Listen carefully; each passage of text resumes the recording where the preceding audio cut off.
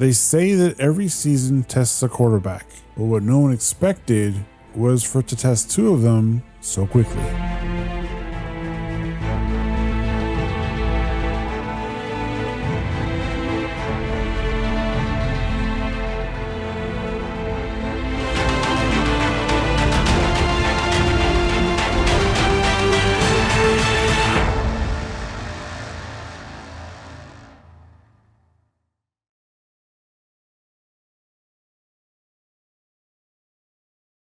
So I want to get this out of the way now so that I don't have to talk about it later. Over the course of the season, at least in the games we started, I legitimately became a fan of Mac Jones. I will admit that I didn't have any expectations for him to do well, simply because of everything I heard about him during his time in New England and to a lesser extent his time in Jacksonville. And if I'm being even more honest, the players that have been the backup to Purdy have never been all that noteworthy. Yes, I am including Sam Darnold in this, even though we all know what happened this season. But at the time, when he was in San Francisco, he hadn't yet finished his rehabilitation. The reason why I'm even making this chapter is simple though. While the next few episodes will focus on weeks 2 through 10 and subsequently Mac Jones, I don't believe that Mac Jones is a better quarterback than Brock Purdy. Make no mistake, without Jones being the best backup quarterback in the NFL this season, the Niners would have never been in a position to capture the 1 seed, and it's possible that they never make the playoffs. But this series has been and will always be about the starting quarterback of the 49ers, Brock Purdy. So, here's your disclaimer if you wish to continue. There are times over the next few episodes where I will be talking positively about Mac Jones, and there are going to be times when I won't be as positive as you might think. I won't ever trash him though.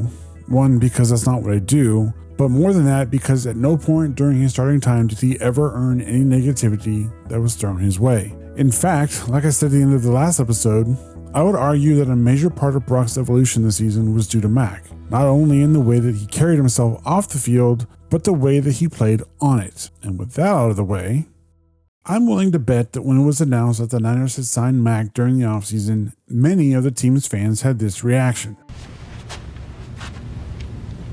No, God! No, God, please, no! No! No! No! Now, was it fair to Mac? No, not even a little bit. But having seen what Mac did in New England, admittedly after his rookie year, plus his time in Jacksonville, fans were well within their right to be skeptical. The only thing that was on Mac's side was the fact that many people believed that he was going to be a quarterback drafted by Shanahan to replace Jimmy Garoppolo. Now, we all know the history there and what followed in 2022. Couple that with the fact that in 2024, Sam Darnold, after sitting behind Brock for a year and learning from both him and Shanahan, went on to have a stellar season with Minnesota. Many people also figured that maybe Mac could go through that same quarterback rehab and go on to become a starter somewhere else, just not in San Francisco. Interestingly though, Mac was signed to a 2-year deal. With Brock signed to a new 5-year contract, this struck some people as odd. But the thought amongst fans was that if Mac could have the same type of career resurgence that Darnold had, having him for 2 years could yield some trade value. Still though, many fans didn't really want to see Mac start a game unless it was well into the late season and only if the games didn't matter at that point. No one wanted to see him take a start in the beginning of the season because that would mean that Brock would be out with an injury, which of course is exactly what happened. Thankfully though, it was thought that Brock would only be out for a game, 2 at the most, and then be back on the field. It was even better that the next 2 opponents after week 1 were the Saints and the Cardinals. Both teams weren't exactly on the radar for most fans, so if one of those games was lost, it was no big deal. Though people were a little wary because the Cardinals were a divisional opponent. So at the very least, the expectations were tempered, especially with Kittle out with his hamstring injury. The funny thing about expectations though, is that when they're exceeded, people lose their minds. It took 1 game for people to start asking questions. The crazy thing is, Mac Jones looked good in his start against the Saints. There didn't appear, at first, to be any drop-off with Mac starting over Purdy. 26-39, 279 yards, 66.7% completion, 7.2 yards per attempt, 3 touchdowns, no picks, and a 113 passer rating. For the most part, those stats were similar to when Brock first started for the team. But that actually was the issue. Fans were looking at this game and Mac's performance and started saying the quiet part out loud. These are Purdy type stats, but it's Mac Jones. What the heck? Now, People could look at the box score and say that what Mac Jones did was exactly what Purdy would do if he was starting, but I'll get to that when the time is right. For now, what I'll say is this. Yes, Jones looked good in that game. He looked really good, actually. He had some great throws, he played great within the system as designed, and that's not a negative thing, and helped the team win the game. Arguably, the most important thing he did. The defense was able to get the stop, as they did in week 1, and the team left New Orleans as a victor. They would be heading home to face Arizona. And unfortunately, that game would basically define what the season would end up being for the team, as this was the game where Nick Bosa would tear his ACL, ending his season. But more on that later. There were many pluses in the game though, one of which being the brand new kicker for the 49ers. Now trust me, Eddie will be getting his moment in the sun very soon, but for now the focus will remain on Jones. And once again, Mac's stats were good. Not great, but nothing that would be considered horrible. 27-41, 284 yards, 65.9% completion, 6.9 yards per attempt, 1 touchdown and 1 pick. But here is where, at least in my opinion, I started to see an issue. Jones was throwing a lot of short yardage passes. I'm not saying that's a bad thing. It was effective, but inefficient. It was working, but it was also becoming predictable. His 2 games starting had him throwing 39 and 41 times. Over the course of Purdy's career, he had thrown 35 or more passes in only 12 of his career starts, and of those 12, he had only thrown the ball 40 times once. Brock's efficiency is what made him special. Pushing the ball down the field, for good or bad, is what he was known for. So seeing his backup come in and being more short yardage was odd to many. At least it was to me. But they were winning, and again, that's all that mattered. However, a lot of fans were clamoring for Brock to get back on that field. Luckily, it was announced that Purdy would be returning, but that didn't mean that some fans still didn't have concerns, especially after what had happened to Joe Burrow. And unfortunately, those concerns would be validated and the team would end up suffering for it.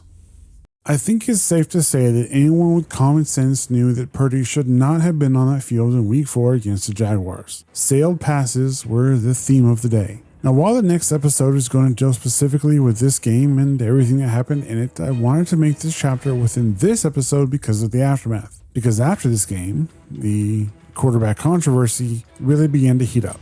Brock was horrible in this game, was the general consensus among a section of the fan base, followed closely by Mac Jones needs to be the starting quarterback going forward. Now, some of those fans did follow that up with until Brock is 100% healthy, but a lot of people genuinely wanted Mac to be the starter for the remainder of the season. Now, I have my own theories, and I believe one of the many shorts I released dealt with this theory, but long story short, it appeared to me that a lot of former Trey Lance fans were coming out of the woodwork calling for Brock to be benched. It also started this weird trend of people calling Brock injury prone, even though up until this point he had only missed a single game due to injury, but people were upset. Right or wrong, people are entitled to their feelings.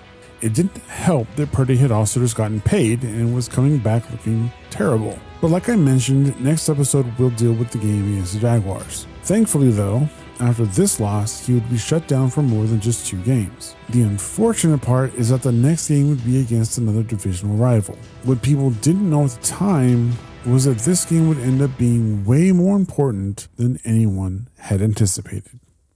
When you look back at this season as a whole, in terms of Jones, this game will probably be referenced the most. The team would end up winning in overtime, thanks to an unbelievable stop by the defense, but in order to get to that point, Mac would have to play until he could no longer stand. During the game against Arizona, it appeared that he would suffer a knee injury. Many people believe that's why Brock was brought back early. Of the two, somehow Brock was the more healthy quarterback.